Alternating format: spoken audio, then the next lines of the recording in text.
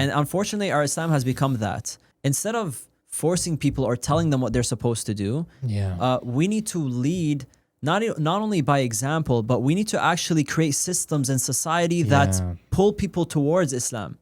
It's not just about dawah tabling and deconstructing misconceptions and spiritually boosting or spiritually enlightening certain people, or the hearts, you can say. But imagine like right now, like one of my boys converted. So now I think, okay, let me invite him to the masjid. But unfortunately, it's either our masjids are not clean, they're not aesthetically pleasing. You walk in, you know what I'm saying. You've been to masajid like that before? I don't know if that's the problem, man. No, but hold on. There's more. There's more. I'm saying layers. Keep going. I want to get to see what you're actually.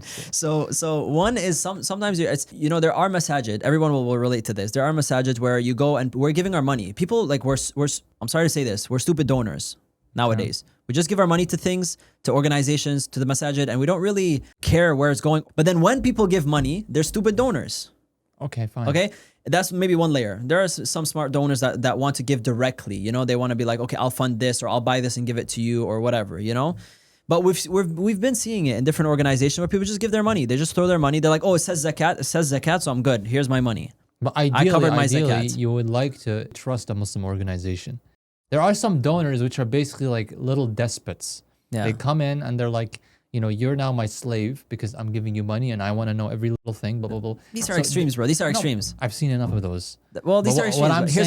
What I'm saying is you should develop a trust for an organization based on its track record. Yeah. And you shouldn't think you know better what to do with that money than the organization. And there are organizations that are scammers. There are organizations that mismanage funds, and you shouldn't be donating to them. Here's my point. Yeah. We are at the mercy of the organizations themselves. There is no hierarchy in systems of of a government looking after funding, you know, these organizations. It's like a free having checks and balances and, you know, whatever it is. It is not just a free for all, no, but we are at the mercy of how they manage our money. And if they don't manage our money properly, that's it.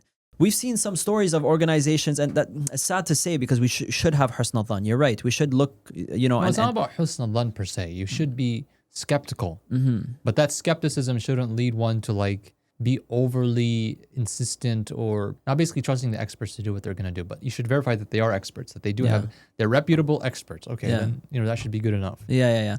So anyways, that's level one, right? That's the first kind of like level of like people donate and they don't really care where their money is going to. And at least, you know, some masajids, they take all the money, they're not taking care of their masajid, or at least it takes a while for us to see any kind of like changes.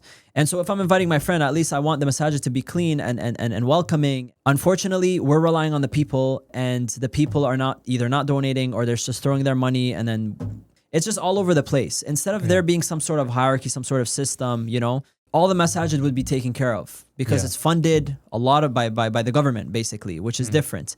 So that's one issue. So I invite my boy, okay, let's say the masjid is clean. There are some masajid, of course, there are masajid that are clean, that are taken care of. We go there, maybe it's not welcoming, right? It's a bunch of uncles, it's oversaturated with a certain demographic, you know, you feel like the outsider. And if that's not the issue, you have another layer where they are welcoming. They do welcome you and they have the, you know, certain events or whatever, but there are no, it's not like a hub for youth, right? The youth are not being attracted to it. It's a hub for like, you know, people that are more like, you know, dedicated and you know, Muslim, like they're dedicated in their deen. Add another layer now. Let's say they're inviting youth, but what are they doing with the youth? Is it just community for the sake of community? A lot of these guys go to these places, man. They're like, I'm looking for a wife. You know what I mean?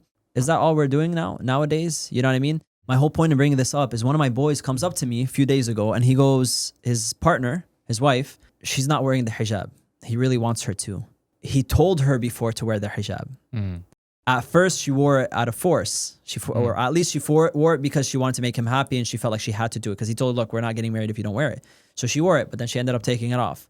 Now he wants to get her to wear it again. He's like, I tried to take her to the masjid. He's like, I took her there. It was not a welcoming environment. Like she was there, nobody approached her, nobody spoke to her. There was really no like program or anything like that. I don't know what to do with her.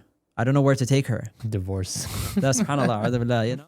I mean, if my wife is not going to wear hijab and she was like, wore it to get married to me and now she's Yeah, but that's the wrong reason. Why would you even want her to do it for your sake instead of for the sake of Allah? It Of should course, be for the but- sake. but, Like that's what you I were would have leading to, by expected the that. way. I would have expected that. I wouldn't have married anybody who didn't do it for the sake of Allah, right? Yeah. But I mean, like, look. Everyone's different. Let's I know. not take you out of the picture. Let's like, you know, We're using an example This of is this is because the reason why I'm saying is because, like, you know, when you're married to somebody, it's like an emergency kind of situation. Like, you know, when I'm because you're thinking about- collecting sin if she's not Yeah, wearing the exactly, hijab. Yeah. exactly. I get that. I get that. But from part. from a like fundamental perspective, yeah.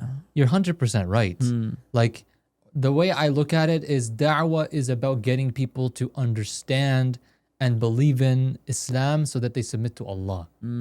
For them to like understand, that's really the purpose of our lives, is like to understand that we cannot exist without that code from Allah. Yeah.